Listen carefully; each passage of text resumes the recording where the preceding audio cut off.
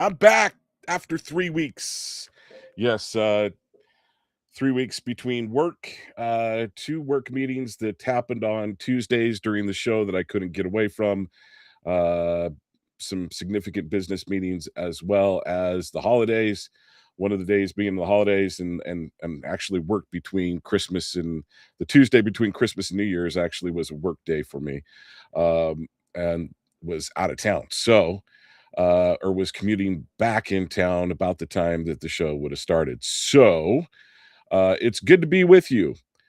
Really happy to be here and talking to you today. Michael Letts will be joining me here in a moment. But first, let's get this show off to a proper start. You are Main Street Media Utah, KMU. You are watching us here on uh, either YouTube, Rumble, or X. Please go to our website, which is press the wrong tab. Press the wrong tab, folks. So mainstreetmediautah.com or kmu.org, I believe. And then also the you from there you can go to the links that take us to the YouTube page, to the Rumble page, and to our YouTube, Rumble, and X, obviously. So, here momentarily, when I get a thumbs up from Michael Letts, I'm going to go ahead and bring him on. Just got the thumbs up. Now, I have not done the show mantra and the show prayer. So let me give out the show prayer real quick and the show mantra. Folks, no need to bow your head or close your eyes. This is just the prayer of my heart that I like to share at the beginning of every show. I hope my show is a gift back to my forefathers, the founding fathers, and may it be a token to our Father above. Then the mantra of this show: where there is liberty, there is the Spirit of Christ. Where the Spirit of Christ is, there will be liberty. And the greater the Spirit of Christ, the greater liberty will be. Now, folks, as you can see, we have Michael Letts joining us, the great Michael Letts, as I like to say. He's a Christian husband, founder, president, and CEO of Invest USA, a nonprofit organization providing thousands of bulletproof vests for law enforcement officers. And he is done so many. They've provided over 17,000 life-saving bulletproof vests from their organization. So, talk about incredible work that they do over at Invest USA and Michael Letts does. And also Karen Letts and Michael Letts are going to be having a new initiative launching here soon. I hope it's going to be this year. And we look forward to hearing about that as well. So, Michael, thank you for joining me today, brother. Well, it's always a privilege to be with you, John, in this new year. This will be the year of destiny for America and for our future children. So, boy, what a way to start off. It's been hot ever since January the 1st, and it's going to get hotter as the days move forward. This year concerns me. Last year, I was going into a little optimistic and started to get more pessimistic as the year went on. And I'm going into this year a little pessimistic. Okay, let me be clear, folks. Are Republicans a whole lot better, especially the elected officials of Republicans, a lot better than Democrats? The answer is no. But the Republican platform, has in it life, supporting life, against abortion. And the Democrats at their convention had the mobile altar of Moloch to take babies' lives. So to me, that just kind of goes to show the difference between Republicans and Democrats. So I think that's and I think the people, as far as Republicans in general, are a little bit more, just the people, they're a little more righteous. Not a lot, because heaven knows they've got plenty of the flaws. We need to we're going to need to invoke scripture to bring forth God's healing on our land, but we got a lot to cover today. But before we get going any further, I want to keep in mind, so let me mention this. As some of you may be able to tell already, I have a sinus infection. So I'm going to be I'm going to be I'm going to be blacking out the screen and muting my mic a bunch. So, Michael, nobody get worried.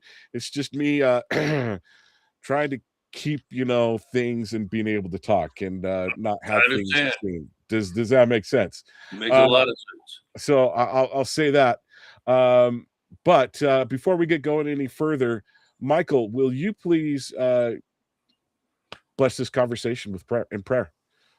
We'll be glad to. Father, we thank you for the opportunity that John provides to America to an exposition of the truth and what is really occurring.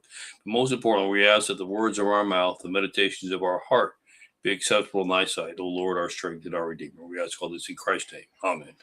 Amen. All right. Yes, Sydney, I think the more often we can, maybe something that we need to focus on as Christians is invoking the word of Christ a whole lot more than we have in the past. And the good news is, I think it's starting to be done already. Very much so. There's a lot of updates I'm going to bring you on that front as well. Okay. John, we've got a great show tonight. You won't want to miss So it. we have a ton of topics, and I think where I'm going to want to start with is the Tim Waltz is with Tim Waltz. But first, I'm just going to go through the list of topics that we have to cover, folks. Brown and MIT shooting. Obviously, we're going to cover Venezuela. Mamdani, Senator Kelly, DC crime crackdown bill that happened like just a couple days after I had Michael on. I believe it happened on December 11th. Looks like the creators of J6 won. They're going to get away with it, at least on some level. Update on the accountability of the elections, money being taken from Venezuela, Ukraine, also defrauding the government. Obviously, we're going to cover Minnesota. And we might even get to crimes being committed in Somalia and Haiti, Afghanistan, etc. And then hopefully, if there's a little bit of time, we're going to get to predictions from Michael Letts. So we'll see if we get that opportunity. Like I said, I think we've got a full show today. So I want to start off with Tim Waltz stepping down, and I'm going to play a little thing off of my iPhone. I getting this, and I'll give credit where credit's due. Daily Wire, they have their Daily Wire morning show, and this is where I got it from. But I'm going to play this off of here, and hopefully, will you give me a thumbs up if you can hear it? Donald Trump and his allies in Washington and in St. Paul and online want to make our state a colder, meaner place. We've got the President of the United States demonizing our Somali neighbors and wrongfully confiscating funds that Minnesotans rely on. I'm passing on this race with zero sadness and zero regret. Now, there's an increasing number. Laughable. Okay, so Tim Waltz, you're passing on this with zero regret. You're trying to get out of the hot seat, but you do not want to step down. Man, you're an attention. Oh, forgive me, Mom, for saying this. Unfortunately, she's on a mission. She's not going to be watching this today.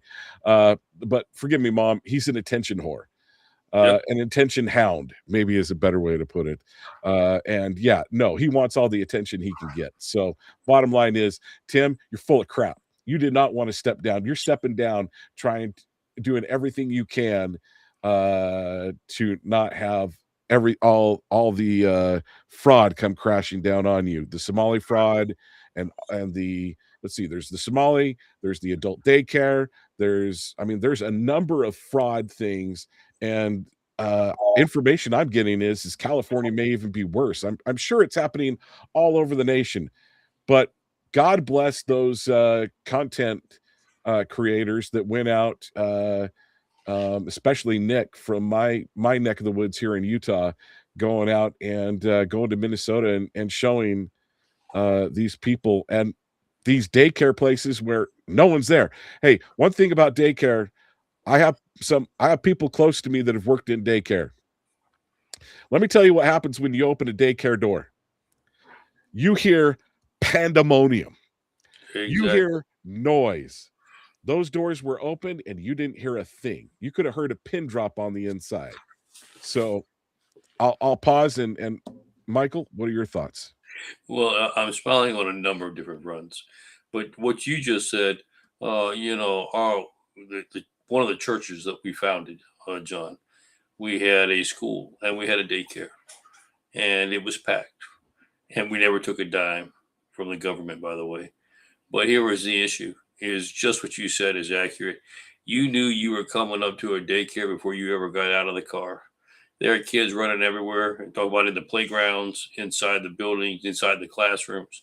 So yeah, that one didn't muster in terms of there was nobody there, but it was still a daycare. Had an absolute impossibility. You were talking about Tim stepping out of the governor's race, but still not stepping down from the governor's office. And why? Let's just call it for what it is, John. He stepped out of the governor's race, not because of what he says, because he wanted to, or he actually makes it sound even better, because he didn't want to be out campaigning when he needed to be dedicating that time to protecting the Somalian people. Interesting, he wants to protect the Somalian people, but not the American people, not the American citizens or the American taxpayer. I don't think he's just trying to protect the Somalians. I think those are his words. Okay, so all right. So let's take him at his words, and now let me tell you what those words really mean, in my opinion. What those words really mean is, yes, I'm protecting the Somalis over American citizens because they give me better kickbacks. No, you're exactly right. And here's what I'm laughing at. So this is his reason for stepping out of the race, because he wants to make sure that he can dedicate all of his time to protecting the Somalis. He doesn't realize how stupid that sounds, that you're not willing to protect the American people. That's the first phase. Okay, if you feel that strongly about it, then why are you not going to the second phase and resigning as governor? He can't do that because he has to be in a position to control the investigations, to control the flow of information, to try to do everything he can to stymie any negative or criminal charges that may be coming their way. And obviously, if you've resigned your position, you don't have the influence that you would like to have over law enforcement, etc. So he's smart enough to know that if he stays in the race, they've already run the polls, John. They know with what he's facing. He may not even get his own wife's vote. Okay, so I mean that one is just that's ludicrous. It's gone. He knows that the opportunity is not there. So how do you tell that to the American people without being as blunt as I just was?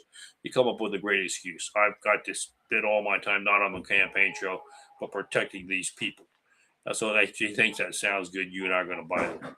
And then the second reason when they ask, why will you not step down? Oh, I have business left to do. Well, the truth is the business you have left to do is to try to hide, minimize, protect yourself in any way, shape, and possible. And that's more important to you than actually protecting even the Somali people.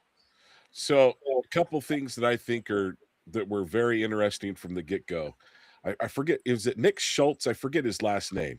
Nick Schultz. Okay, so Nick Schultz, one of the great things that he did was, and there were a lot of people that verified this. I mean, there's a lot of videos out there and this is why X is so important. That's why the alternative media is so important, because this didn't get out on mainstream media. Still and it was obvious. We're at to what was it?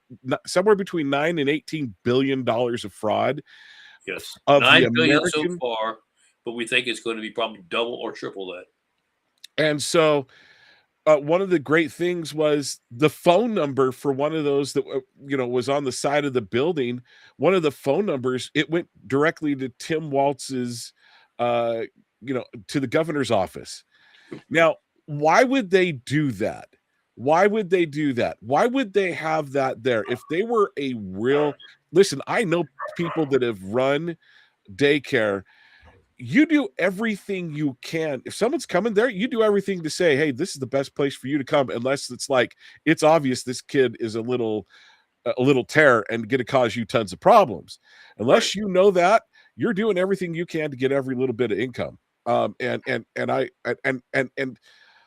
including possibly firing employees when they don't necessarily deserve to be fired, because you can't let money go out the door. You can find, so that's how cutthroat of a business daycare can be.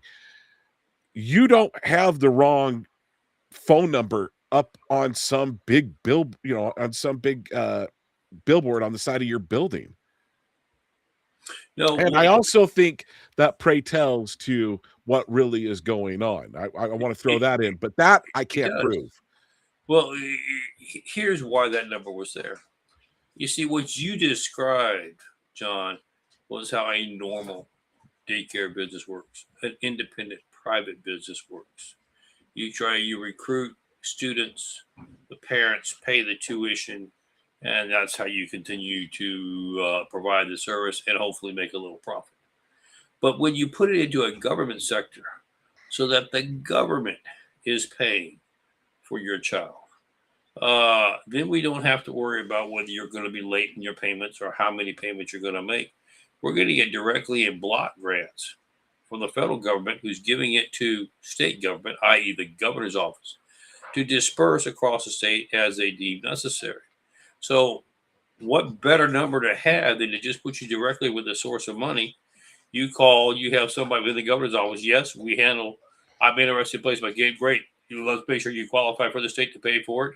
I'm sure that if you're in on the take, you want to make sure there's a bunch of money going to the center that you're pushing or not. You probably don't even ask the vital questions.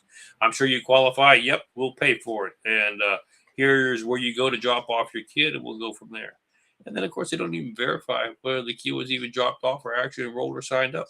They just put it on the books that there's another X hundreds of dollars per week being allocated to pay for this child's enrollment. And so their whole goal, get as many people as you can to call that number, because we're not going to take care of any of them. We're just simply going to make sure the governor's office recognizes the fact that they put it on the system that they'll be paying for. And then we just take the money and we don't provide the service. And what do you tell the parents? Parents don't know. You have it quiet. The parents don't know the government's willing to pay for it. You just tell the parents, yeah, okay, well, you didn't qualify. But yet on the books, they do have them qualified, and then you send all the money that way. You don't have any kids to take care of. You can have an empty, vacant building, and you're collecting tens and 20s and 50s of thousands of dollars a month for nothing. Great scheme, great way to defraud. And when you set up a number of these, that turns into real money, John. It really does. I wish I would have thought of it. It's amazing. Here's what they've done. It's not just in daycare. They did it with a SNAP program. Oh man, the government's willing to pay kids who are so they don't starve. Great, same principle. Just run through the governor's office. Do you see why the governor doesn't want to be the governor anymore? He wants to be there to control the flow of information. It's how the investigation is going, but he doesn't want to be the governor in years to come. Because all this went through, whether it was a SNAP program, whether it was Health and Human Services, whether it was Housing Authority, it all went through the governor's office. And they learned how to very quickly establish programs. Oh, great, we're going to feed millions of kids, or at least hundreds of thousands of kids, and you got to pay for their meals every day. So just send me the check. I'm feeding 250,000 kids a week. You don't even have a facility. Where would you get 250,000 kids? You don't even have that big of a population in the entire city. Where would you get 250,000 kids? Well, they don't check. You said I was feeding 250,000 kids. I believe you. I'm sending you the check for it every month to cover the cost for that. Housing. I built all these houses for all these illegal immigrants. First question is, when did we adopt a program that we, the American taxpayers, pay for the housing of illegal immigrants? But that's a whole other separate matter. We won't go there right now. I'm going to build all these houses for these illegal immigrants and give them a home. Great. Send me my check. I already built them a house. They didn't build anything. I moved in 10 families this month. I need to be paid for the 10 families we moved into. And I actually own the houses. I'm just renting them to them. So send me the monthly check for their rental fees. And here's where it's so mind-boggling to the American citizen and to the feds that we're looking into this. Nobody bothered to check. Okay, so one of those nobody bothered to check along those lines, and with Tim Waltz specifically. Did I understand correctly that his office, in order for those things to be checked, it has to go through his office by law? That is correct. And I want to say that he helped pass that law before he became governor.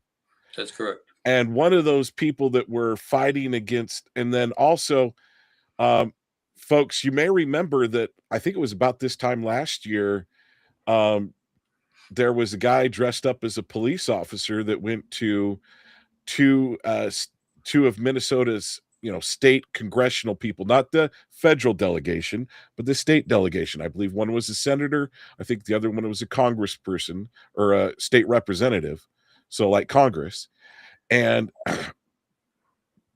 went and shot and killed their husband, shot and killed the husband and the wife, or shot the husband and the wife. And like one of them was killed, one of the state senators, and she was against this. Yeah, well, the program and one last piece of that puzzle that I want to throw in. He said he was doing it basically under Tim Walz's direction and to protect him. Correct. The person that we're talking about is the female. She was the former Speaker of the House, still in the House of Representatives, but she had been the Speaker. And so as the Speaker, she had great influence. And she came out against her party, the Democratic Party, and led the charge to vote against the budget. And of course, that's where all the money was at. If you vote against the budget and it doesn't pass, nobody gets paid. So what they did is they said, that can't stand, because with her influence, she's going to cause this whole apple cart to get turned upside down. So she and her husband were murdered, and as well as as you said, a member of the state Senate who was opposed to it as well. They made sure that budget passed, and they eliminated those who were opposing it. Time for me to need to sneeze, and that's okay. I was in the thought, but here's the point, John. So you see how easy it is to have a fraudulent system. Now I say it's easy. It's complex in terms of how many players you have to have. Let's talk about just what was occurring with the daycare operation. You had to get the money allocated by Congress. Well, Ilhan Omar led that charge that, hey, we have to have programs to take care of all these poor, innocent children that are just hanging out on the streets with nothing to do. So let's have a daycare incentive and give them all education. Of course, she didn't advertise that they were going to use that for illegal immigrants. That would have never flown. So you get that passed through the House. You get it passed through that there should be a housing program for homeless people. You don't say it's for illegal immigrants. You get a program passed that we should be providing food besides childcare, et cetera, et cetera. Once you've got the programs in place, then you set up the system as to how you funnel the money. Well, you got to have a big player that actually receives the money from the feds, and that's the governor's office. 9 times out of 10, that's how all states are set up. It all falls through the governor's office. So you get the governor to be involved. You make sure that they are well paid and well rewarded for what they're going to do. In this particular incident, we have documentation about what I'm fixing to say. This is not hyperbole. The Somalian government was involved. The Somalian government was ripping off the American taxpayers with the help of Ilhan Omar. This is treason and sedition beyond anything we've ever seen and ever experienced before in the history of our country. But that's one, and we're going to talk about some other countries that are doing the same thing to us. But that's how they set this program up. Now, you raise an important question. Let me bring up what you just said. We have a document now, what we call an initial investigative audit that John seems to indicate that this is occurring in almost all of our 50 states. So Minnesota, and you remember Minnesota's, let's just say it's 10 billion right now, which is around 9, but it could go up to 20. We'll just compromise and say roughly 10 billion. $10 billion of fraud on one program. That's just a child care program. That includes SNAP. Doesn't include the housing, the homeless program or anything. So estimates could easily be 15 to 20 billion in Minnesota. And that's one of, say, 45, because I'm not saying every state's doing it, but most occurring across the country. Do you realize how fast you bankrupt this country? How you put us in a $38 trillion deficit? I mean, it really is unreal. And on top of that, you're building up our enemies at the same time, because a ton of that money is going back to Somalia and other countries. You are exactly right. And let me add another thing, because we're talking about fraud here. So let's just put it all on the table. We just got a report in that our initial investigation into Act Blue. Now, for those who don't know what is Act Blue is a nonprofit fundraising mechanism. And what it does is it say, John, if you believe in environmental causes, send your money to us, and we'll make sure it gets to the right people who support what you support. Now they don't. There are no Republicans on this list, by the way. It's all Democratic candidates, Democratic elected officials, or Democratic causes. And what they have done is they set up the infrastructure. John's going to send $50, and we're going to get it in the right hands of the right people to support what he believes. They didn't pay a bit of attention to that. What they did was they went down and got a list and put your name there and say, John's giving $100 a week. John has no idea that he's giving $100 a week. They put it down. You say, well, where does the money come from? That's the key. What we've been able to track now is the money's coming from foreign countries, foreign governments, foreign investors, foreign corporations, which is illegal in this country. You cannot accept foreign campaign contributions, period. It's illegal. But how are they doing it? They're taking that money. They're saying that John gave it $100 a week. John has never seen $100 a week come out of his checkbook. He has no idea what they're talking about. I want to back him up on this. There's plenty of video of them walking up. People on X showing video of walking up to someone and saying, "You're a Democrat and you've given to Act Blue," and like one lady was no, and they're like, "Yeah," and you're given, according to this information, you're given like $100. It was a week or at least a month, but I want to say it was a week. And she was like in shock and almost in panic. Well, why would she be in shock and in panic? Because if that information was true, you could also go, okay, you're giving that much money. Are you getting some dirty money and tax evading, right? I mean, she was like, no, I didn't do it. So the other reason she's panicking is she's struggling to pay her bills. Where in the world would she get an extra $100 a week sent to a Democratic cause? But anyway, what is the point of the initial audit that has come in?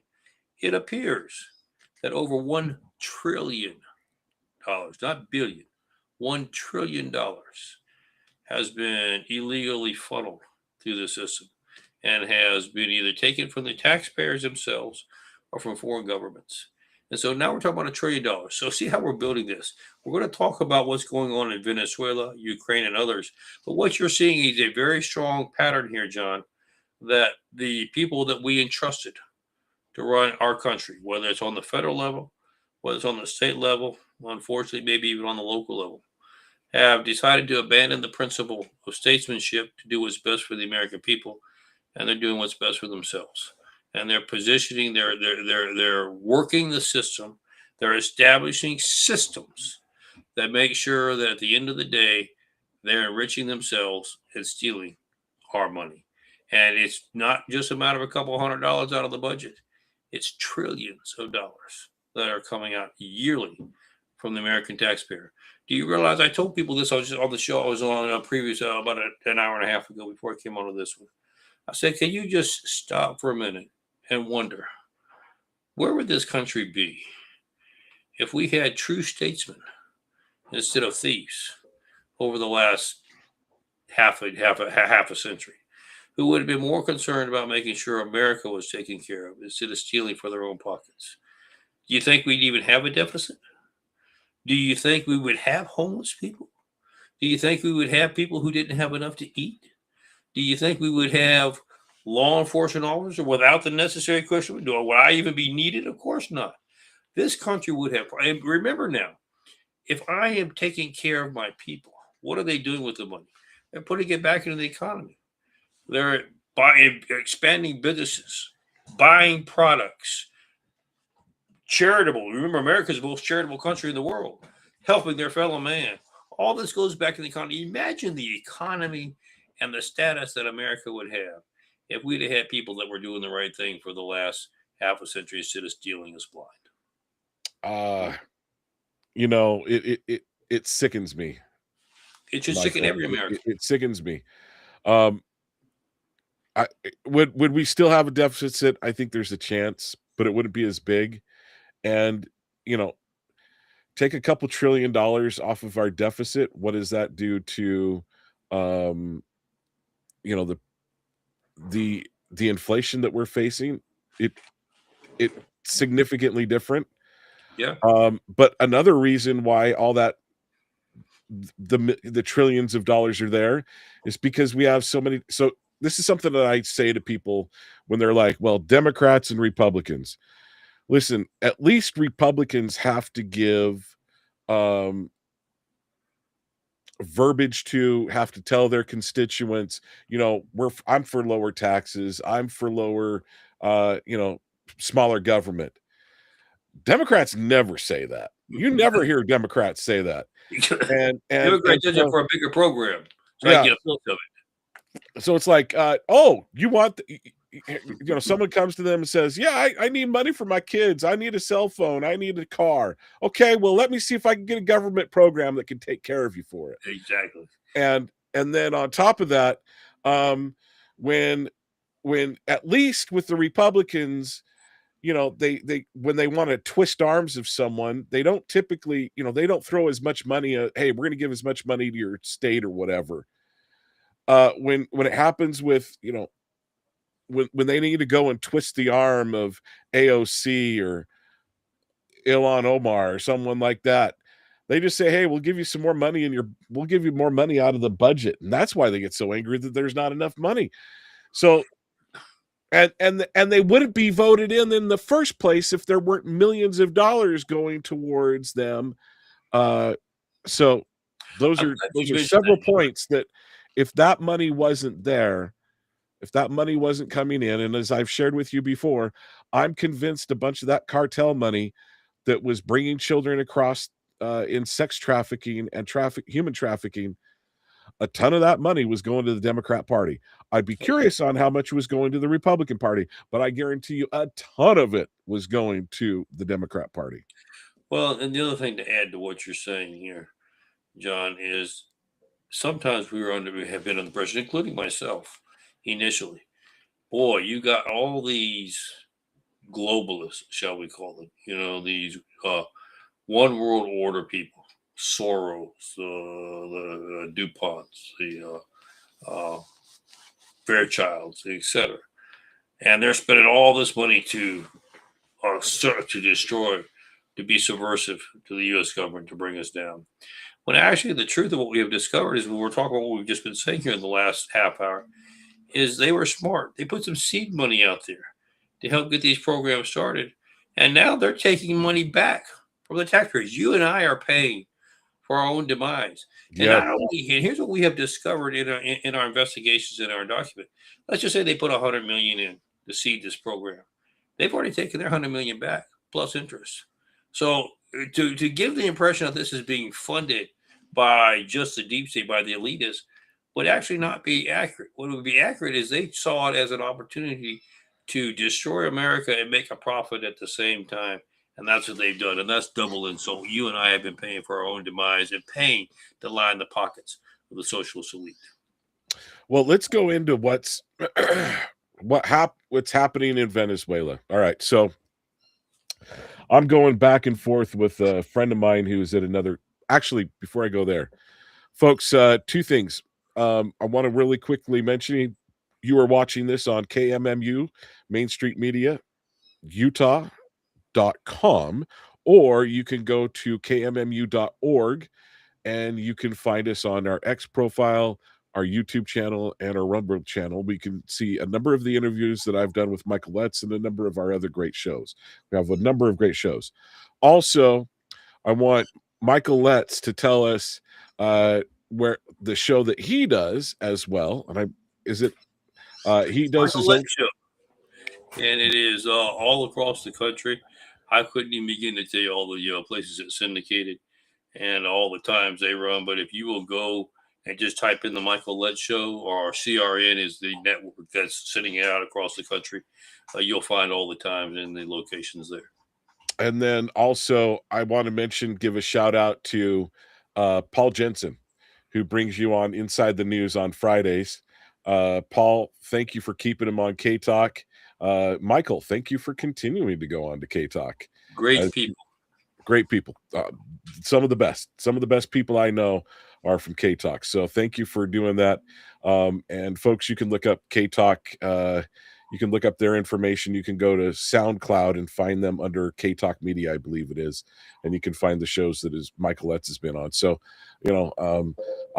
Paul Jensen gave me a call and said, "Do you mind if I get Michael Letts on still with you no longer being here?" And I'm like, "Absolutely, let's get him on." So, Michael, thank you for doing that. Wow. He's a good man. He's a good man. Speaking of you and of Paul Jensen, so thank you so much, both of you. All right, let's get to Venezuela. I've got a couple listeners and another show host in another network that I've gone back and forth on this. I had a friend of mine that was like a big Donald Trump supporter, and he was like, "I'm as against this as the going to war with Iraq." Speaking of Venezuela, and there's Stu Peters, who I think is pretty much against it. There is, I think even Tucker Carlson was kind of against it as well. And this other guy on the network, I consider him a very good friend. I think we agree on 90% of things, but this is something we disagree on. I do think it can go wrong. I do think it can go south, and I think this could be a terrible thing. But I think Donald Trump may be handling this correctly. And the bottom line is, one of the things that's happened with Venezuela, Smartmatic, who's over the voting systems, is being run out of the programming for that. And I believe it's done on Dominion, and there's a few other voting machine systems here in the United States that is run out of Venezuela. There's 72 other countries, according to somebody that's gone state evidence and given it to state evidence to the Justice Department, say that there's 72 other countries that are using that and have had their elections stolen. So bottom line is,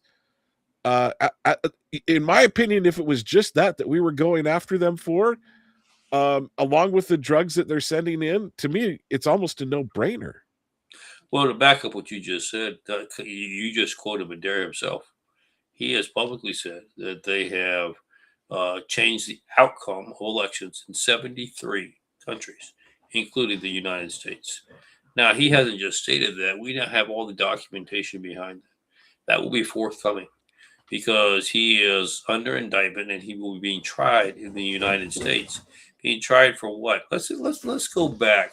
I understand you have some people that are good friends of yours that are conservative, but are questioning what are we doing. Well, there's nothing wrong with questioning. I've never discouraged people from asking questions. I think that's what keeps us in the right, and I think transparency is the best thing that ever occurred to government. But let's go back in history and let's talk about how we got to where we're at. For those who recall, and you say, why would I know these things? Understand, I grew up in Mexico. I know the Latin culture. I've been to Venezuela countless times. I served in our intelligence communities. Okay. I know exactly the operations that we're talking about here. So, yes, I would say I'm an expert in this particular field. So, let's go back in time. Venezuela used to be a democracy, a republic. It was voted on, the people had elected officials. They did what was in the best interest of the people, and they thrived. Venezuela was a blooming economy. It's a blooming location, great tourist location, doing exceptionally well. They then got a network of what we will call what happened in the U.S. the mafia, but instead of using the word mafia, it was the cartels who began to see that they could manipulate and control the government, same as we're seeing trying to happen here in America, and that they could take over the government and run their operations out of Venezuela, protected by the Venezuelan military. And so they overthrew the duly elected process. And Chavez came in before Madera. And he began to run the show when Chavez was removed or passed on. Madera took his place. But he put himself in that position. Now, one of the things, they do the same thing in Mexico. They want to make themselves look good for the world stage. So they have elections. The elections means absolutely nothing because the elections are programmed. You remember, they control the voting ballots anyway. But even if you have what happened here this last election, what Donald Trump said, too big to rig, if they got it too big to rig in Venezuela, it made no difference. They flipped the numbers, and he refused to step down. He called the next election null and void and maintained office. This is what happened in 2024. Bachuna was the female candidate that actually, we have all the documentation that she beat Madera by it was a 70-30. She got 70% of the vote. But yet, Maduro sent her a message that if she expected to live and to survive, she would be under house arrest, and that if she tried to assume the presidency, she would be gone. So she got the message real clear, and she stayed clear of it. And she stayed under house arrest for years in Venezuela. But that being the case, you had Madera, who now was possessing the office of the presidency illegally. He stole it, and it was a military coup, and he kept his military coup. You say, well, what's wrong with allowing a country to do that? Nothing, if that's the way they want to operate. But here's where you cross the line, John. Madera was not just a president. He has, and this is documented, this is not hyperbole, this is not my opinion. We have the evidence and the documentation. He is not a member of, he is the head of one of the most notorious cartels in Venezuela. So he and his wife were personally responsible for all the shipments of fentanyl that came in. That killed hundreds of thousands of Americans, young people, people just in the middle age classification, or people that were just getting out of college. Hundreds of thousands. Sometimes we lost over 100,000 a year. We lost more to this drug infestation than we've lost in all the wars combined, and our members have died in, and keeping the world free. So he's been responsible for all the deaths in America. Now, why is that important? Because what we did is took him to court. Now, obviously, he wasn't present. We took him to a federal grand jury who issued an indictment right as Trump was supposedly going to a second term, which we all know what happened. There was a little misplay on the votes, and Biden took over. But the indictment was issued. Biden criticized Trump at the time that you now had an indictment. How could you let a fugitive escape justice? You have the ability. It is in our Constitution, and it is in our operation that when there is a fugitive of the law, America has the right to go find you wherever you're at in the globe. Now, if we are in a situation, you're in a country that we can't get you, perhaps you might escape justice. But we have every right to go to find you, to bring you back if at all possible. So what you saw in this last weekend was the execution by law enforcement of a warrant to pick up a fugitive.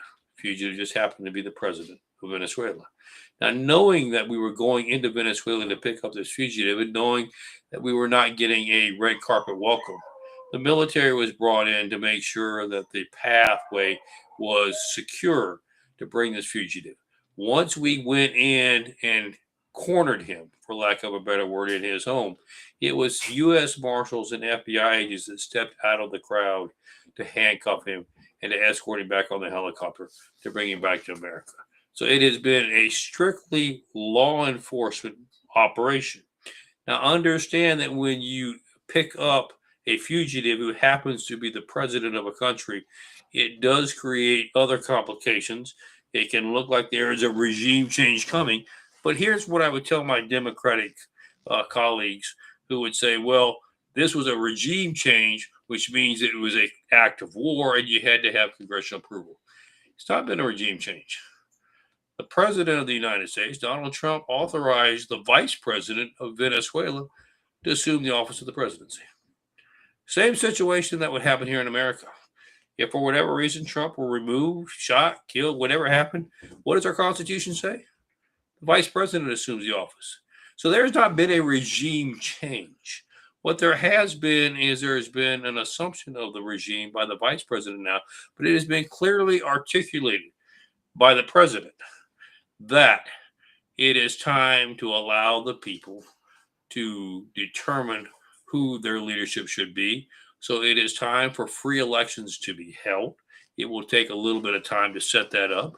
And then anybody, this vice president, Mature, who won the presidency last time, and anybody else who wants to run has the right to do so. And the people have the right to elect who their next leader should be. That is not us going in and taking out a regime and propping up and setting our people in its place. It is allowing Venezuela to exercise its right to be free. So there is no need for a declaration of war because we're not at war with Venezuela. We're not at war with the Venezuelan people. What we did is we executed a warrant, brought in a fugitive, and some of these are the repercussions that are happening. Okay, so let me see if I understand a couple of points here. One, was he really, so he was the acting president. He was the president that refused to step down. He was the one correct. that had, so he was the dictator. He never won an election. He was a dictator. He overthrew the government, took it over. And then when there was an election, he said to the other person, basically, we're going to have you taken out if you try to assume the office. And I'm just going to assume it. And it was the same thing that happened here.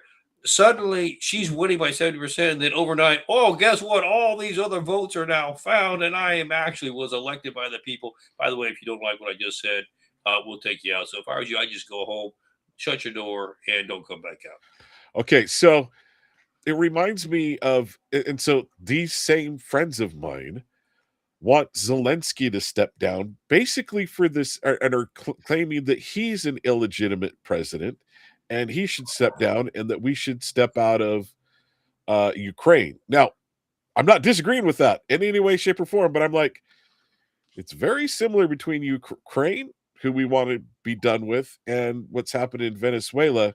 Now, we went in and took some action in Venezuela, like we haven't done quite in Ukraine. Well, and the distinction here, John, is this. In Venezuela, he was an indicted fugitive. Our judicial system had already indicted him, okay? In Ukraine, I'm going to be very blunt. He should be an indicted felon because all the money he's stolen from the American taxpayers. We can go into all that's provable. But that process has not occurred. So right now he's under no indictment. So you couldn't use the same logic to go take out Zelensky because technically he is not a fugitive of the justice system of the United States. Okay. So then the next question I have is, so there's a couple more finer points that I want to get to. And I think this is worth bearing time, and maybe we don't get to some of the other topics. We've got an hour, so we might still be able to, but I think this is worth a lot of drilling down on. So point one of the main criticisms of my friends are, well, the drugs come from Mexico. They don't come from Venezuela. The real drug problem is Venezuela, or excuse me, is Mexico, not Venezuela. Now, what are your thoughts on that? That's a partial truth. There are drug transportations that go through Mexico. But if you're telling me that Mexico grows the opium, that Mexico actually has the drug manufacturing facilities, you got your facts wrong. Mexico is a route for drug cartels to go through because it's the easiest way to get into America. It was anyway at the time when we had open borders. Not anymore, but it was. But the drug manufacturing, yes, there was some drug manufacturing being done in Mexico, but the vast majority was being done in Venezuela. Not just Venezuela, Colombia and others. So, by the way, we have sent a strong message on a side note here to the surrounding countries. If you're involved with drug production and you're trying to make your market the United States of America, take a quick look at what just happened. You could be next. Okay, so there's so I'm just going to say there's some different people I've heard on Alex Jones and other shows, people that I think are worth listening to and hearing out, and hey, they might even be right. And folks, let me say this. Bottom line is, there's a part of me that says, unless you're here on the United States soil, we shouldn't do anything to you until you hit the United States soil. So, but there's a part of me that agrees with that position. But that being said, that's not what's being done. So I want to go, okay, what's the next most moral thing? So a couple things that they've claimed is that actually Venezuela is over Mexico. Venezuela cartels are above Mexico's cartels. And Cuba is putting pressure, and Cuba's actually like the top dog over Venezuela. Let's not forget who the majority of the people that were killed that had Maduro, that were with Maduro, were Cubans, not Venezuelans guarding him. That's an interesting piece of information. Pardon me? They were Cuban special forces. And the next thing that is interesting is there's some photos of Maduro and his wife not necessarily looking that upset to be here in the United States. And I think you understand where I'm getting with that. So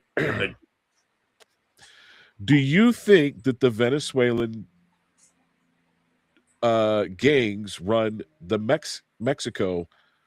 Is there any truth in that? Or are they totally separate? Well, let's make sure we're very clear on the definition, because this is something I am very, very familiar with, and I will consider myself one of my expertise. The Mexican cartels, the Cuban cartels, the Venezuelan cartels are all separate, but yet they play a vital role of intercooperation together. And I'm sure Mexico would like you to think they're above everybody. Cuba would feel the same, and so would Venezuela. The fact of the matter is, that's not true. They all understand that this is one big piece of pie, but it is one pie, and it has to be cut up and shared. Sometimes one company, one aspect likes to get a little bigger piece on one week, the other one gets a bigger piece the next week. But no, there is no baker that owns the whole pie. They are separate entities, but if they don't work together, they work against each other, and then they ruin and they destroy the business. They've become smart enough to know that we can grow the business and be most successful if we sit down and work together. You get the southern half, I get the eastern half, you get the western half, and let's make this deal work. And then they try to stay within those limits. Obviously, there are lieutenants in their organizations that feel like they want to flex muscle and expand their territory a little bit more, or go take it from somebody else. That's where you get all these cartel drug wars that occur. But overall, in all, they all try to cooperate among each other. Okay, so then the next thing, the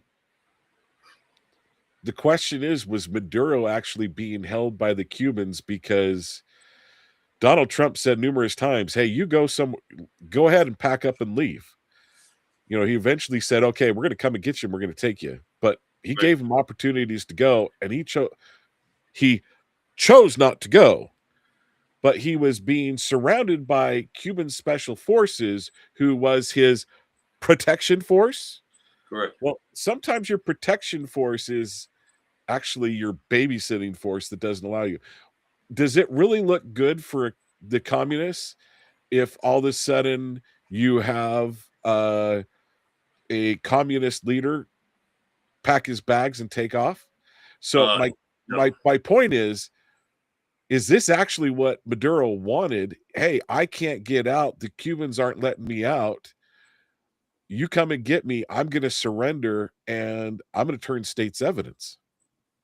As you mentioned, Biden called me and told me to let those people come in. Correct. So, I mean, let's lay out facts, and so we can help sort through what you raised, because you raised some very, very poignant issues. First of all, let's talk about Cuba. Well, Cuba used to be dominant and have influence because they were supported by the Soviet Union, and they got their money from the Soviet Union to prop up their government and to prop up their military, to pay for their donations or pay for their military equipment, etc. Well, when the Soviet Union collapsed, Russia did not pick that up. Now, Russia could provide some substance to Cuba, but nothing worth writing home about. But who picked up and where they left off? Venezuela did. Venezuela, how did they do it? Because Venezuela is not that big of it's potentially extremely wealthy, but it's not right now because it's being mismanaged. But how did they have the ability to do that? They have one of the biggest, largest oil reserves in the world. And so what they would do, they would send oil to Cuba at a very discounted rate. Cuba would turn around and sell it to somebody who's desperate to get oil on their hands any way they can, which is China. And they would have an elevated rate to China. They would then take the money back, keep the profit, pay back Venezuela for what they had sent, and they had a very lucrative deal system established, and that is what was funding their economy. That just got cut off 4 days ago. So imagine now what's going to happen to Cuba when they don't have any money coming in. Now, yeah, they had some reserve, but give it about 30 to 60 days, Cuba's going to be in a mess.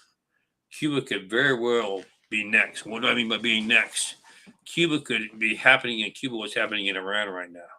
People are pouring out into the streets demanding a change to the regime, trying to overthrow the regime. You see that going on in Iran as we speak. Hasn't been successful yet, but they're building momentum, and I see it happening on the horizon. Same thing could be happening for Cuba now. When the money gets cut off and Cuba's economy finishes tanking out, there's nothing left. People can't survive that way. They're going to have to revolt against the government that has kept them oppressed. They want trade with the United States. They want an economy that works. They want capitalism. And that's why I see this affecting Cuba, Cuba falling next. What happens after Cuba? Well, let's talk about Mexico. Mexico is run by the cartels.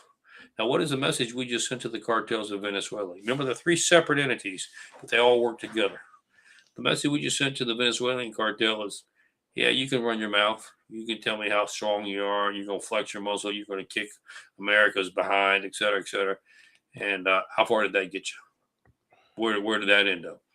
So, for the rest of y'all out there, cartel leaders, Mexico, the southern cartels in Mexico, you remember I'm very familiar, I lived there for 15 years.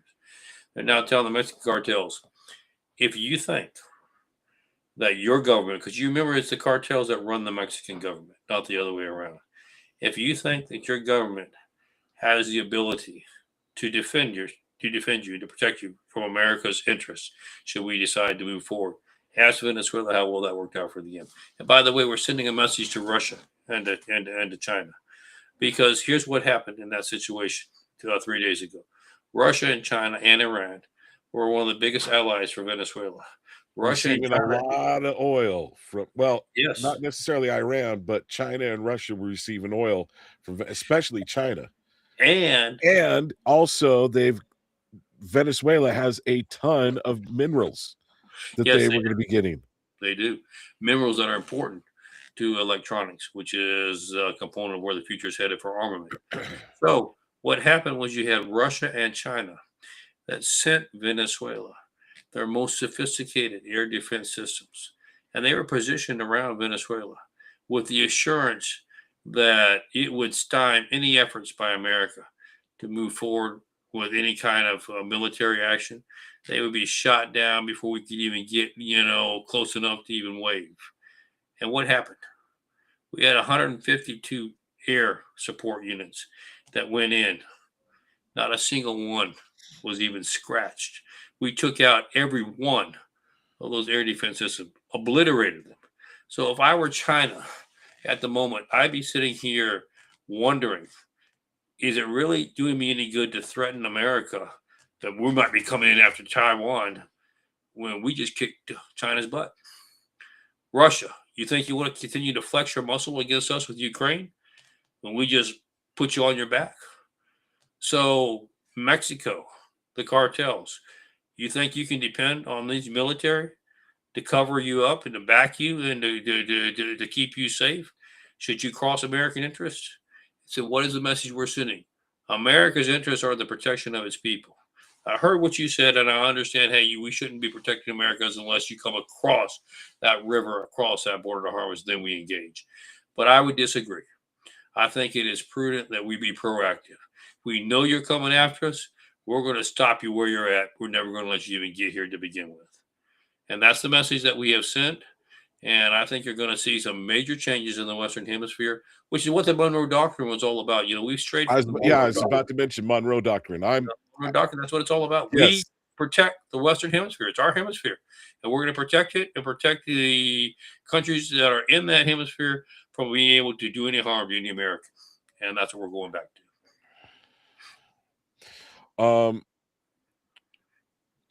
So once again, I'm going to go Maduro. there is a big question in people's minds, and there's a question in my mind. Actually, I'm not 100% convinced. Maybe it's 60% this is not true and 40% this is possible. But Maduro might actually have wanted the United States to come in and get him. I think what you're looking at in that situation is because he was offered the ability to step down and to seek asylum. He was offered asylum by Iran, by Russia, and yes, he was offered asylum by Cuba. But you say, why did he take it? Did he really believe the fairy dust that he thought that he was big enough to take on the United States? I believe he was saying that publicly. I believe privately he knew better. But I believe he felt like, you know what? Um, if I say it publicly, I won't make it out alive out of Venezuela. If I allow the U.S. to do what they're going to do and provide my security, which is what we will do. I mean, we're not going to let somebody kill one of our prisoners. I can have the opportunity to negotiate and provide a lot of information that we, quite frankly, we need. We need to know exactly how the smart system worked, how they changed election results. We need to know exactly how much of it they changed. We need to know exactly. This is something else that's come out, John. This is why the Democrats are really going nuts. Now, That's why Schumer was going nuts and saying this is an illegal, we can't do this as an illegal action, because if they're right where you're going. Okay, I'm going to let you finish and then I'm going to jump in, but you're tracking exactly where I was. The Democrats, yeah. And here's what has happened. This has not become public now, and I'm going to frame it, classify it in a way that we're all going to be safe here. But one of the things that has come out of this in the last 24 hours is the players within the Maduro administration.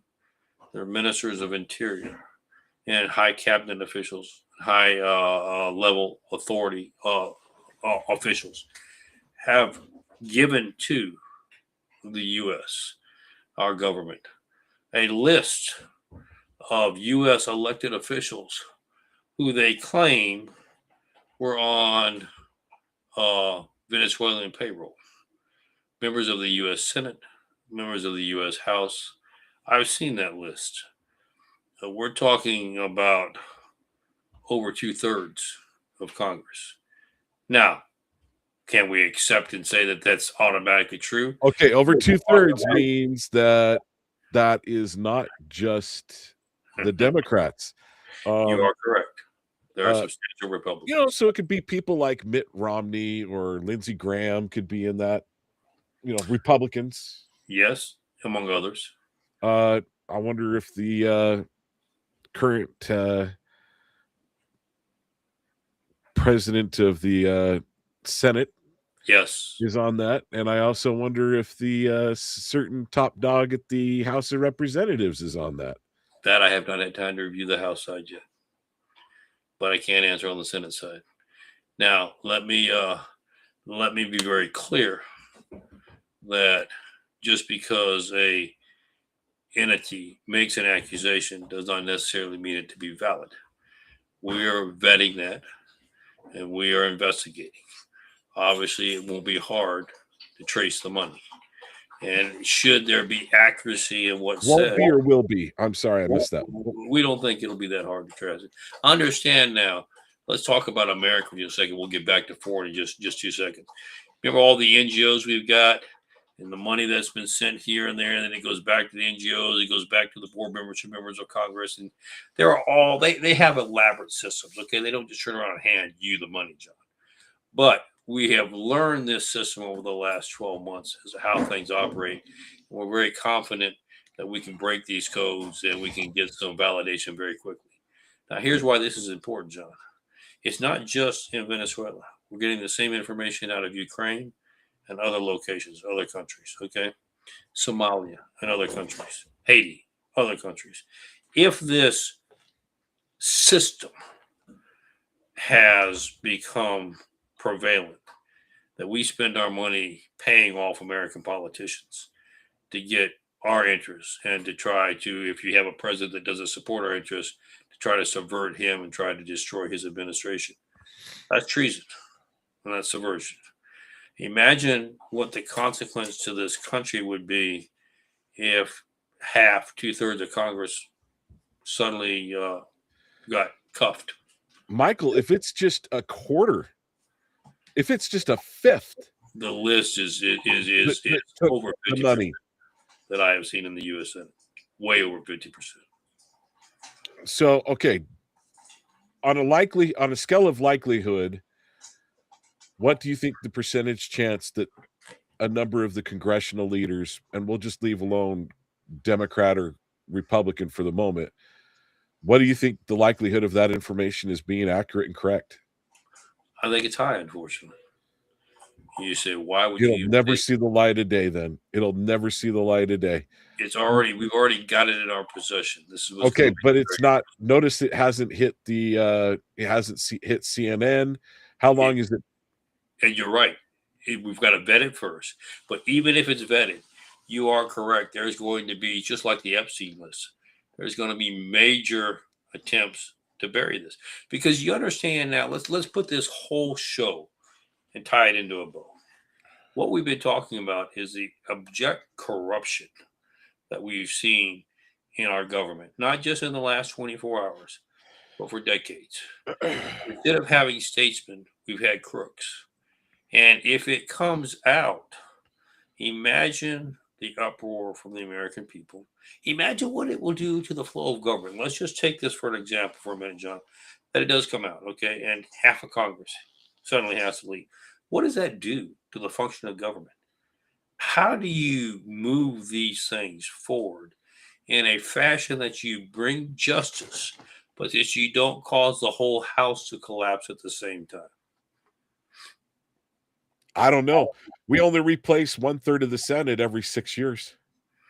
If it's 2/3 of the Senate, that means extra elections at the very least. And then how do we do this, John? How do we tell you, I'm just making you the governor, making you an honorary governor. Your boy's in trouble. You need to replace him, but don't send me another one like him. How do we assure that the ones coming in? Because you remember, we have established a system unlike anything else. If you can find a way to become a member of the club, a member of Congress, we've got it so worked out, John, you won't have to do anything else. You got enough money coming in under the table to make sure that you can get reelected every time, almost certainly. You know, there's very few of them that don't get reelected. Long as you go and play along by the rules. As long as you play by the rules, we can make sure that some of that money gets put into an offshore account that only you control. So don't worry about how you're going to pay for your rent when you leave, because we're going to make sure you're taken care. This is a heck of a Michael. Okay, I'm going to say that let's call that supposition.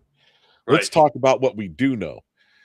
I think it's if you are in there it's either 2 or 3 terms with Congress. I want to say it's with 2. As soon as it's 2.5. You have to be vetted for 5 years. Okay.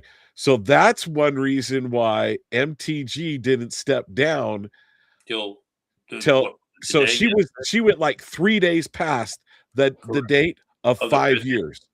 Now, MTG, I would say you are the woman.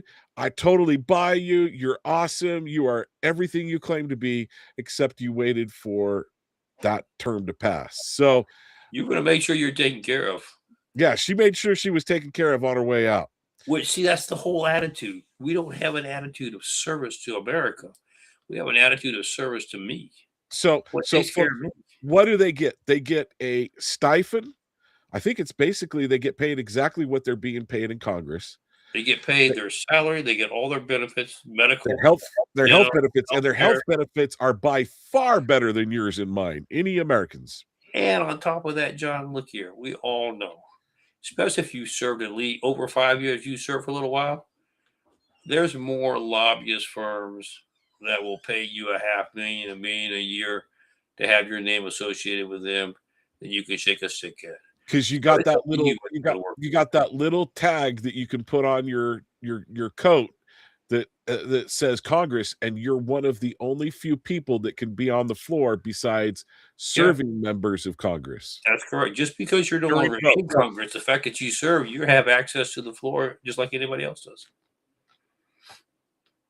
So, I mean, and this is why they pay lobbyists so much.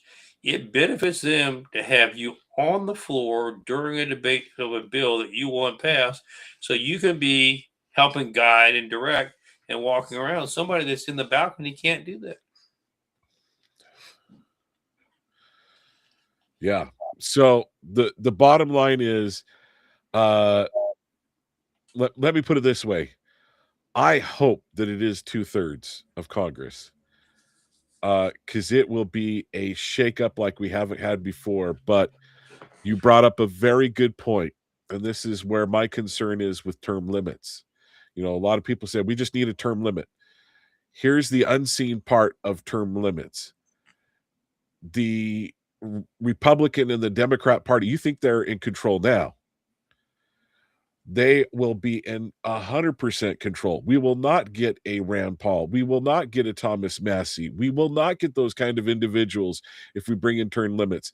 And to your point, I am really concerned that we just get another fool in, another corrupt individual that's doing exactly what's being done.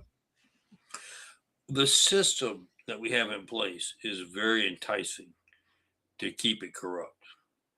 So, how do we change that, John? Well, I will tell you what our forefathers did for the first, I'm thinking 50 to 100 years of Congress when we first started. They served without pay. Nobody wanted to be a congressman or a senator because it meant you had to give up your income. You had to go up there. That's why they weren't in session very long. The sooner they could get out, the better off they were. They realized that they were losing money while they were there. When they got back, they had to serve under the state. They didn't get any special privileges when they came back to their states, to their districts. So it truly was what is best for the people. Let me do it, and then I'm gonna get out of here. And I'm gonna say, now somebody else's turn. Let somebody else be bothered with it. I'm not gonna do it anymore. Suddenly, we changed it into an occupation that it's not just a job; it is a lucrative slush fund. Ilhan Omar went in there worth pennies, and now she's she's worth, is it $30 million? I heard. correct. Mm-hmm. And like Dubai, in we were on a 6 seize every bit years, of that asset. She took that on behalf of the Somalian government, the Somalian people, stole it from the American people. We need to take it back. well, any last thoughts along these lines that you want to finish up? Because we still have a number of topics that we have not touched. We're fixing to go into the other topics. Let's just say this: everything we've talked about now, it is out there. I realize it's not out there in mainstream media, but we buckle up because I do predict. You said about predictions. I think you're going to start seeing some accountability within the next 60 days. All right. That may not just be in federal indictments. That may be tribunals, military tribunals as well. Well, we haven't seen any. What is today? Let's see. What does today happen to be? In fact, my brother called me up and sang the Star Spangled Banner, started singing, and then said the J6ers, and he's like, "Happy January 6th." Let me respond to that one real quick. I understand, and they're right. The perception is they won. No accountability. They're forgetting one thing. January 6th has the capacity to fall under RICO, which has no statute of limitations. We are very well aware of that. And so don't think that the flag has been surrendered and that the issue is over. Oh, Michael, this is one area where I think you're wrong, but I sure hope you're right. Well, and let me tell you where you can be right and I can be right. You're going to be right if it doesn't play into the right hands. I'm going to be right if these accountabilities start producing with the tribunals, because here's what I've told you all along. I don't have to hold everybody accountable tomorrow. I only have to start the process, because once I start the process, then everybody points their finger at everybody else, and then it becomes a backlog as to who do we get to next for accountability. And it may take some time to get through the whole list, but we will get through the whole list. The key that has to start. So here's my concern. The RICO case is brought forward in Maryland, in Virginia, or Washington, D.C. Those Democrats are going to get off. You know they are. They're not going to be convicted. Well, here, let me back up on that. Is the RICO case the one we should take first, or should we be taking first the corruption? Remember, there's no statute of limitations now. On corruption? Well, what as long about as it's RICO? Let's deal with the members of Congress who are getting kickbacks and paying and corruption. Let's deal with the administrations in the past who have committed treason and sedition. Once that starts, and you're seeing everybody like a bunch of scattering roaches and rats jumping off a sinking ship, pointing fingers at everybody, there's always time to bring in the other things, since we don't have a time limit, and make sure they happen, because those people won't be there anymore. The people that would cover for will be gone. Well, there's Mitch McConnell, who spoke very heavily against the January 6ers. There's a number of Republicans that spoke very heavily against the January 6ers. And I'm like, actually, those people, I want them to suffer them. I want them to be punished the greatest. They're the ones that we're talking about on all these lists. So my point, I had somebody ask me this question in an earlier show this morning. Smarter than me. No, I'm not saying that. But here was the question. It was on a TV show. And they said, well, so give me your thought about Mark Kelly. You know, I mean, it looks like they're impaneling now the military. Senator Kelly? Mark Kelly. And it looks like they're going to go ahead and recommend. Who is Mark Kelly? Sorry. He is the former Navy captain who said that you should disobey unlawful orders. And you remember the Secretary of War, Pete, said we're going to the military council review that as whether that's coming on conduct unbecoming an officer, whether that should be disciplinary action. They came out today and said yes. Now, what is the disciplinary action? They could recall him to active duty and court-martial him. They could simply reduce his rank, knock him down some notches, and take it out of his pension and out of his future pay. Or so that could reduce his pension by reducing his rank. Yeah. Or they could say that it is a matter of treason and recall him to active duty and move to court-martial and move to impose a sentence for treason. What did they determine to do today? They took the softest step. They did find action, probable action. They have reduced his rank, and they are removing his pension, a portion of his pension for doing that. Now, I haven't gotten the briefing as to how far did they knock him down. Did they knock him down 1 rank, 5 ranks? I don't know. But they removed him from being a naval retired captain, which you remember is the same as a colonel in the military, in the Army. And they've knocked him down. I just can't tell you exactly how far down they knocked him yet. Maybe just 1 rep. Maybe he is a lieutenant commander now. I don't know. Seaman first class. I don't think they took it that far, but I do think they locked him down at least 1, if not a couple of notches, and the pay. But here was the question. They said, well, "What do you think of all that?" And I said, "Let me be cautious. When there are more than one issue out there, because you remember Mark Kelly is on the list that I just referred to.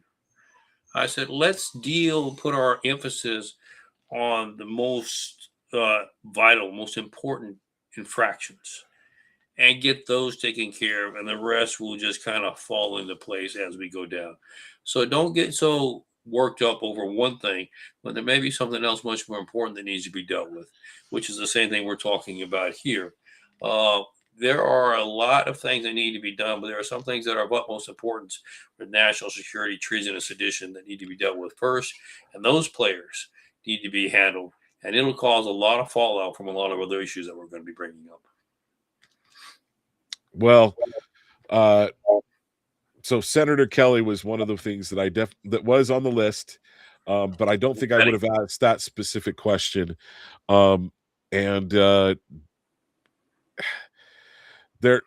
So here's my biggest concern. I want overwhelming proof brought forward that the Republicans and the Democrats that are going to be nailed to the wall, hopefully, figuratively, folks, they're going to get their time. Hopefully we bring overwhelming evidence. So every Democrat, every Republican can go, oh yeah, these guys were dirty as can be. because I'm afraid of them muddying the waters, and I'm afraid of when the Democrats come in power with the Democrat president, they're going to do more than the Republicans have done it so far. I mean, we know what we know they took Donald Trump to court. They already did They it. were trying to put him in jail. They went and raided Mar-a-Lago against the advice of the FBI. They did it anyway. Right. So your concerns are very valid, John, which is why I address it with this one statement. If we move forward on trying to bring these people to justice, but we rely on our judicial system, which you and I both know are corrupt. We've seen activist judges throw out convictions, whatever they wanted to do. Then we still have a major issue, which is why I have said all along we have to go to military tribunals, or I'm not so sure it's going to work. Okay. All right. There's 3 more points that I definitely want to continue to hit. The DC crime bill, New York Mayor Zohran Mamdani being brought in, Brown and MIT shooting, and also I want to bring in the J6 bomber, or I guess it's the J5 bomber, I guess you could say. I don't believe the person they nailed. So one thing is, I've not seen the gait analysis done for the guy that they nailed, done by the government. I also think, how much longer is Dan Bongino and Kash Patel going to be in, and Pam Bondi? But Dan stepped down. Dan has officially stepped down. When did that happen? I think it was yesterday, as I recall. Well, let's hope, folks, that John wasn't paying attention, because I've been feeling pretty crappy. So that's something I missed. Boy, I feel like a moron now, but thank you. And I have pushed back, and I still am in discussions with this, that I understand the frustration and the rationale. You feel like a lot of statements have been made and we haven't delivered with zero accountability. But I've also said, here's what's fixing to come down the pike. Now, if I've been misled, which is possible, and nothing, that's certainly a possibility, and we end up with zero accountability, here's what's going to happen. Dan, you made the right decision. Congress, we're going to lose. And there won't be anything left of Trump's presidency for the next 2 years. And America will go to hell in a handbag. It's that simple. Oh, we've got to have accountability. You're absolutely right. We've got to have accountability, because the Republicans will lose if there's not major information brought forth that how dirty the Democrats are, because every single platform, with the exception of X, is on the Democrat side.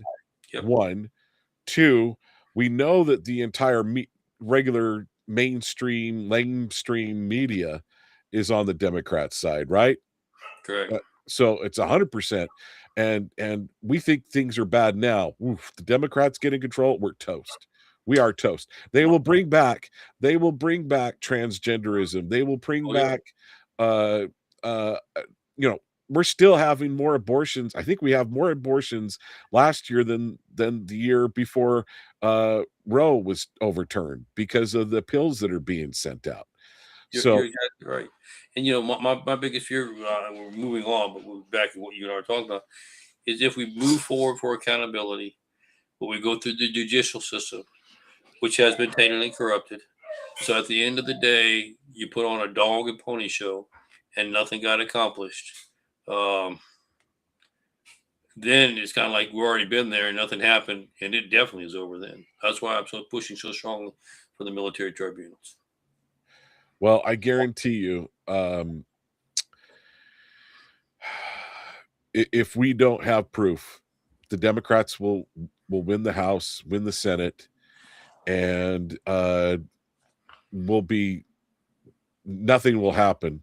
They will totally be going after the Republicans, and people like you and I, there's a good chance, maybe not me, I might be too much of small potatoes, but they're going to be going after all of the people on the right. You'll be going to jail, would be my guess. There's no question. But put it this way, America's worth defending. So, let's leave it at that. Okay, New York Mayor Zara Mandami. New York. I have a care because, man, there's billions of dollars of taxpayer federal dollars that go over there. It's all being held up right now. So here's my question.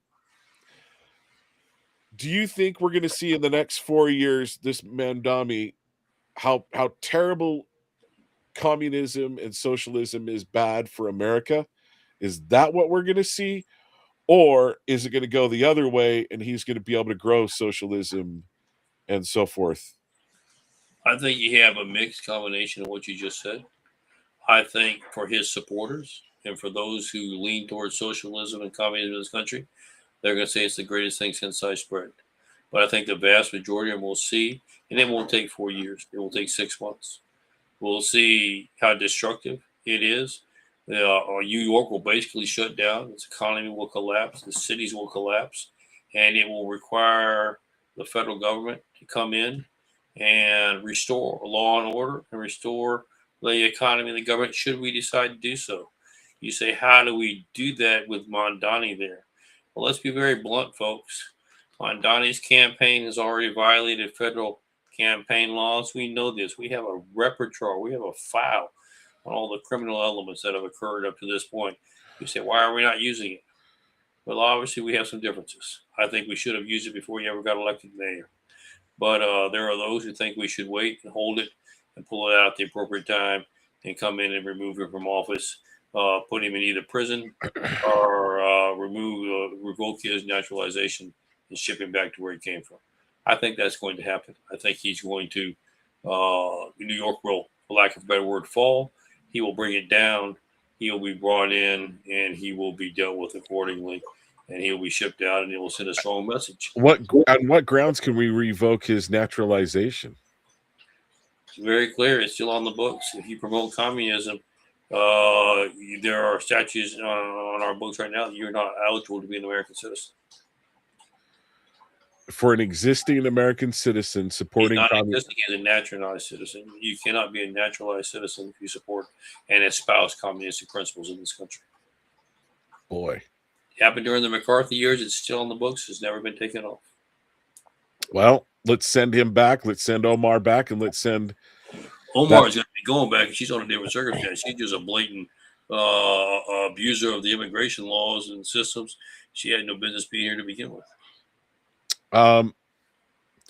Okay, so you think that, and I kind of believe.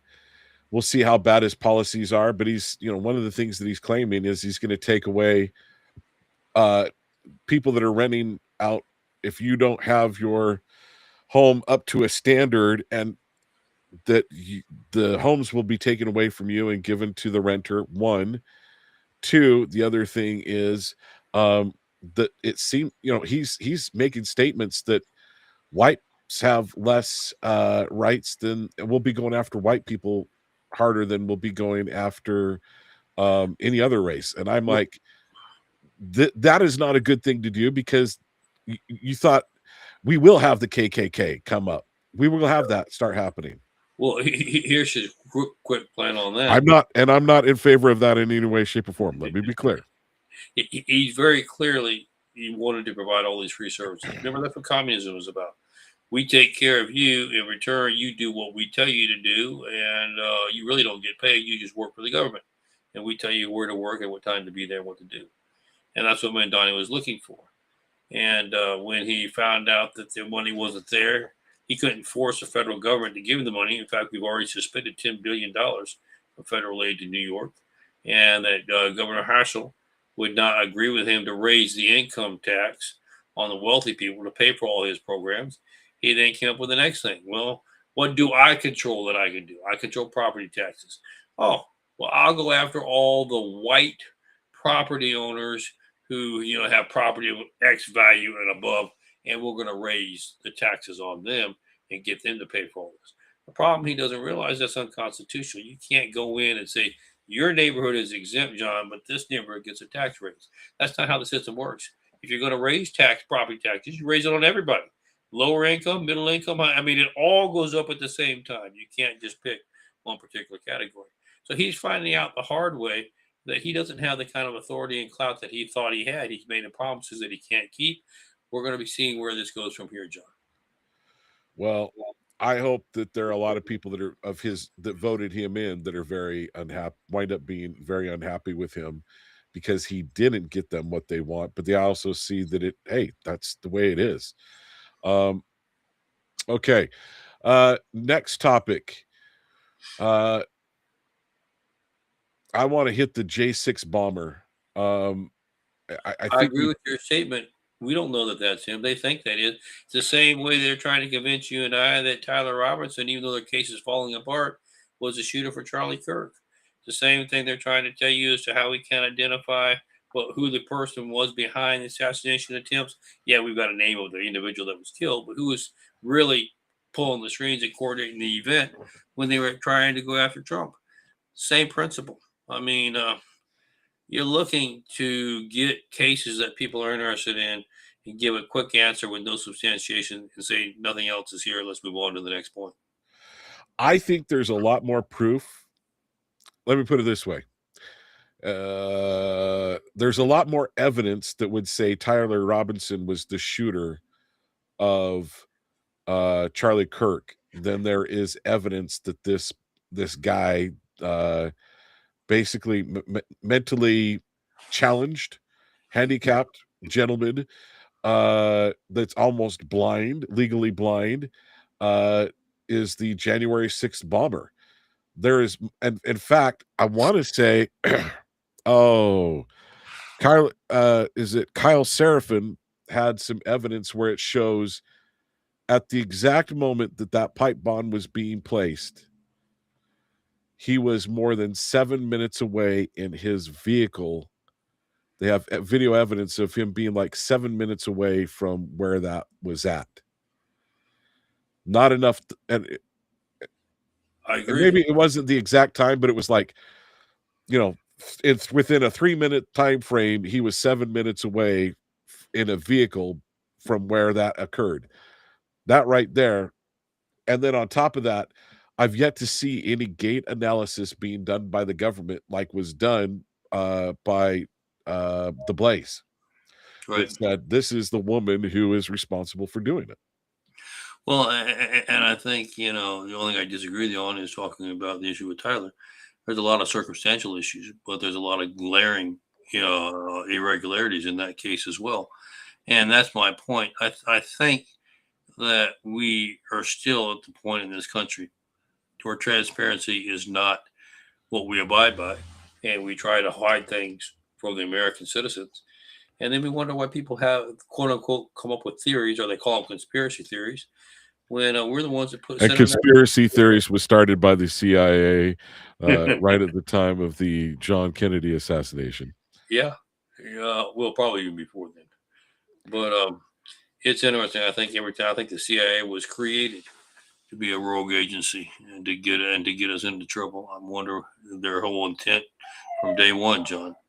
But that having been said, I agree with what you're saying. I think that there are way too many questions with the J6 bomber, and I don't think that we have all the answers or even close, quite frankly. And I wish that was one of the things that Cash would be cautioning people to do. If you don't know, say so. Don't come up with an answer and try to run it down people's throat, especially when there are irregularities that are glaring that people can see. And quit finding these patsies that are like mentally incompetent to be able to do things. At least with Tyler Robinson, there's plenty of them out there. What's that? I guess the problem is there's plenty of them out there for them to find. Yes, but the other thing is, somebody that's that mentally challenged as he seems to be, that's not something you do, especially on your own. And make a FBI quality training device on your own. That's the key. And and remember, it gets back to whether we're talking about Tyler Robinson, whether we're talking about the assassination attempts, et cetera, et cetera. That's the whole issue, John. Because when you take it as a whole, there's no way these incidents could occur the way they're being laid out to be, as if it was kind of a, I don't have anything to do today. I wonder what I do. I think I'll run out here and take care and commit this crime. You just pull out of thin air. It doesn't work that way. And didn't Kash Patel tell Tulsi Gabbard to stay out of the investigation of other foreign influences possibly being involved in it, and also the stay out of it when it came to um other people supporting him, meaning the gay rights group here in Utah supporting him and getting on their forums and saying tomorrow Charlie Kirk is going to be killed, and then after he was killed they said, so, see, we told you so. It ties into the same thing with the Brown University shooter. I want to get to that. Absolutely. We know he had Islamic jihadist connections. We know that it was part of. Look, a couple weeks before, you had edict issued by the imams across the world, global stage, to awaken sleeper cells and for sleeper cells to begin to activate and to cause terrorist attacks. Within a week after that edict was issued, we spurred the attempt in LA of a terrorist attack with 5 individuals that were going to use pipe bombs around various activities. We stymied the issue of a suicide bomber in Houston. We did not stymie the issue at the same time at Brown University, although he was tied into this whole situation. The network is what we're talking about. And this is just the tip of the iceberg. There's a lot more of these terrorist activities, I believe, to come. And why haven't we done more, John? And now you open up a can of worms with me. We've got an agency that's supposed to be dedicated to domestic terrorism. We know that we have over 1,000 sleeper cells in this country. We know that, quite frankly, we have a number of training camps in this country. Why are we allowing those to operate? Why have we not gone in and shut down every terrorist cell, every training camp, taking you either willingly or by force? It doesn't make any difference to me. I just as soon send you home in a body bag and be done with it. What are we doing, John? I mean, I'm going to get back to when we first started this show almost 2 hours ago. We have people that are abusing the system, stealing us blind, running us into bankruptcy, misusing and weaponizing our law enforcement, destroying our judicial system, not protecting the American citizen from the threats that we have. Where are we at, John, in this country? It's a good question. Protecting the average American citizen, it seems like. Seems like it's time for a cleansing. Seems like it's time that, and thank God. I mean, I'm a big supporter of Trump. I mean, he's got his flaws, but, there's no question that the president has a heart to make sure that we do the right thing in this country. I believe that with all my heart. And he's attempting. But I tell people, he's one person. We have almost 330 million people here in this country, okay? You got one person who's at the tip of the spear, I understand. But do you really think one person can root out all the evil and change all the policies and do what needs to be done? Well, that's my frustration with some of the people that I talk to. They're like, Donald Trump bad, Donald Trump most evil person ever, and I'm like, really? Kamala Harris would have been done 10 times worse. And let's not forget, there's 465 other representatives between the Senate and Congress. I think it's 430. It's 535. 535. Right. In the House, 500 in the Senate. 535. Right. 435 in Congress, 100 in the Senate. So there are 535 other people that are responsible for making bills. Why in the world did Congress not start taking their authority back? The other thing I would say to that is, Donald Trump, there's no way in the world you tell the Democrats that you're going to be what you're going to be doing in Venezuela, because that information would have been leaked. It ties in with what I told you. I know nobody wants to hear this, but you're talking about vetting the issue with, remember, the list of people who are supposedly on the bankroll for Venezuela in the U.S. government. We thought there was validity. That's why we kept the mission confidential and secret.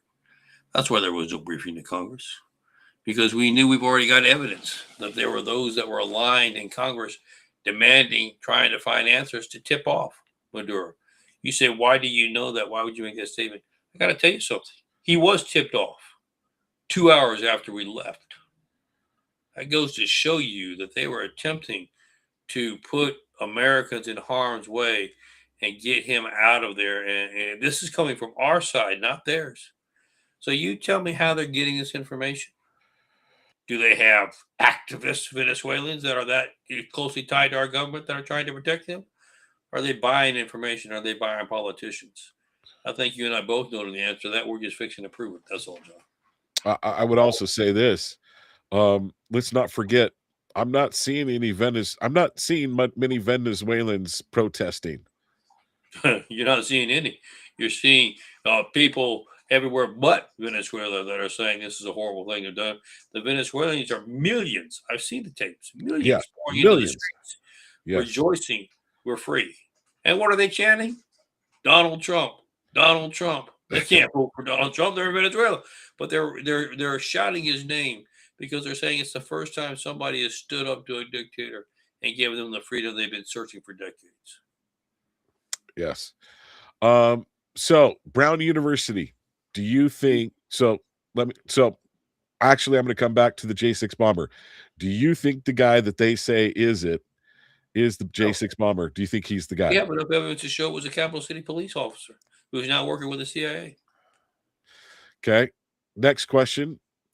The Brown and MIT shooter. What are your thoughts there? Why is that gone quiet? Very simple. Because who was he? He was a Muslim Islamic jihadist tied into the network from the Aymans to activate sleeper cells. Now, what's he got to do with Brown University? Oh, well, here's why it went quiet. Because suddenly you have our higher educational system, and I'm not just picking on Brown, though I'm going to pick on him, but there's many more to pick on. Our higher educational system who have sold their souls. They're getting billions of dollars in endowments. From where? Qatar, Iran, Syria, Lebanon, Libya. We could just go through the list. What do they get in return? These governments get for giving this money to education? They get the ability to have a middle studies program, a college of middle studies. And what do they get to do with that? They provide the professors.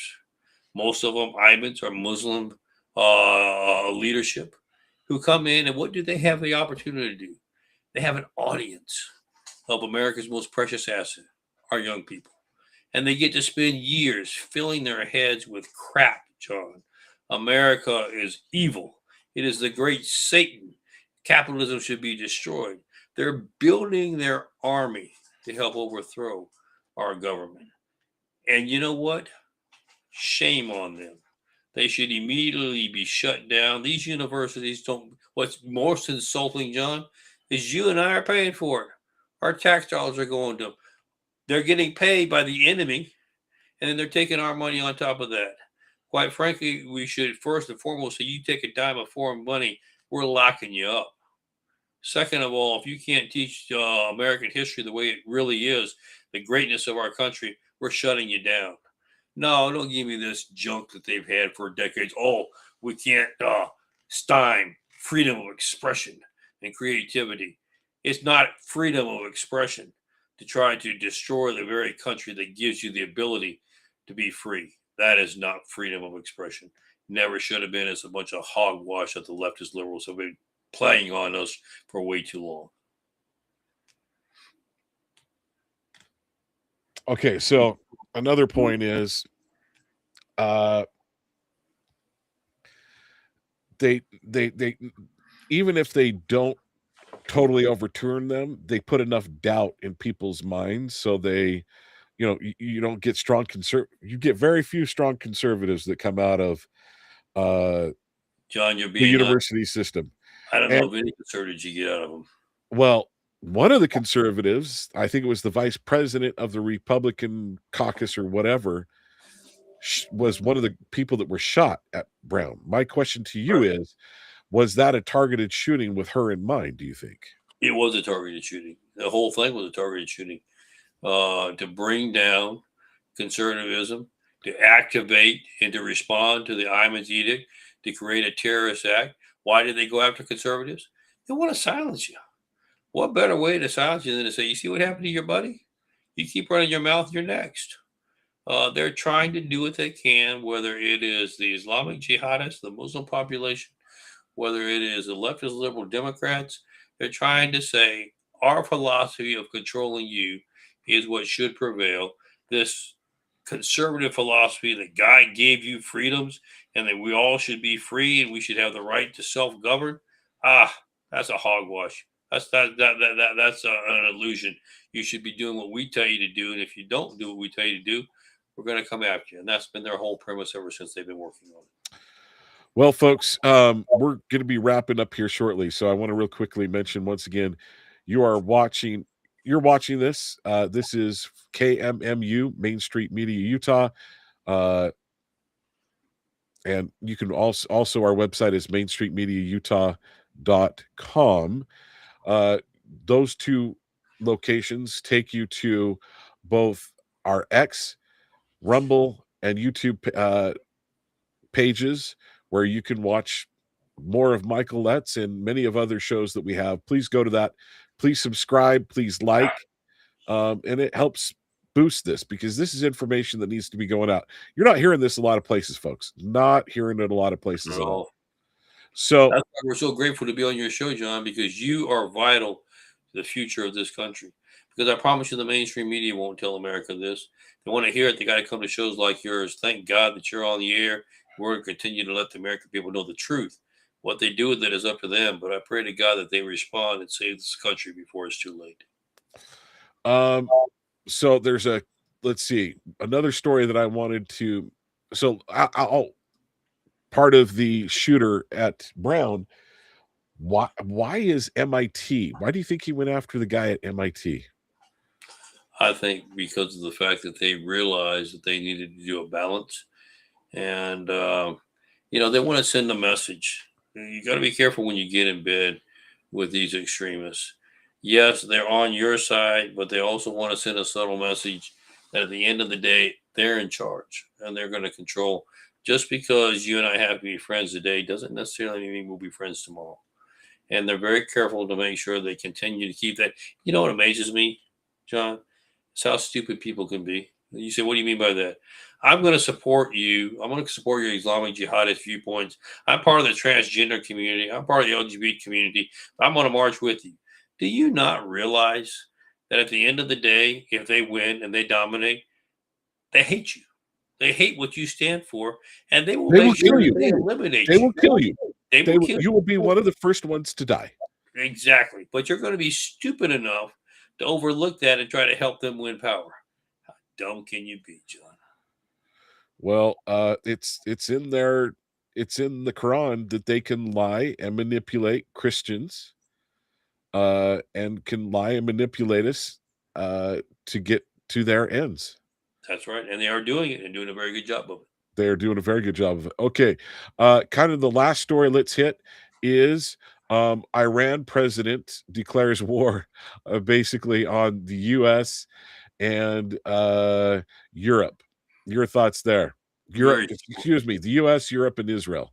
Very simple story on that. They know that what you see happening now, their people are demanding a change. They want them out. And so what are they doing? They first of all trying to rally to a symbol that they've used in the past. America, even Europe now, everybody's a great Satan, but them rally behind us and we're going to take on the world and quit trying to be nitpicking about little things within our country. Let's be formed together as a great power and we're going to win the world. We're going to control the world. Nobody paid them any attention. They didn't believe it for a minute.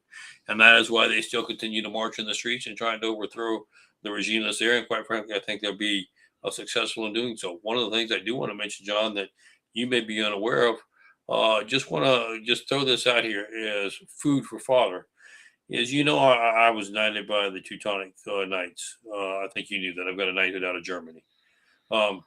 I'm I getting think I calls recall now that. from not just the Teutonic Knights, but the Templar Knights that are in London.